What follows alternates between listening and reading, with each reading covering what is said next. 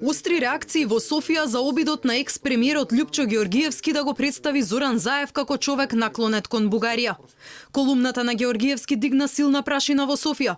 Повторно се меша и историјата, а бугарите тврдат дека во минатото под името македонски всушност се подразбирало дека тоа биле бугари од Македонија.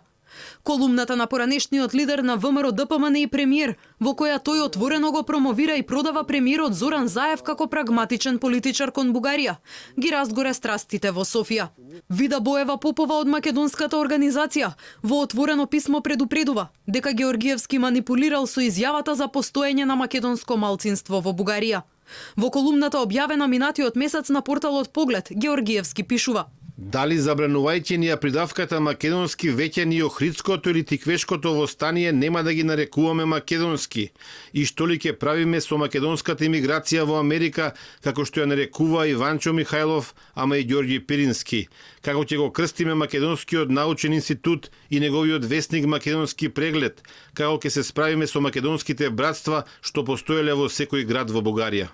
Попова експресно му одговори: македонската емиграција во Америка всушност значело дека тоа биле бугари од Македонија. Ако нашите браќа и сестри помеѓу двете светски војни немале слобода да се изјаснат како бугари, денес во Америка слободно може да кажат како се чувствуваат. Инаку Георгиевски во колумната ги подсетува бугарските политичари дека премиерот Заев со голема леснотија го потпишал договорот за добрососедство со Бугарија и покрај сите несогласувања и притисоци во Македонија, меѓу кои од страна на неговите партиски соработници.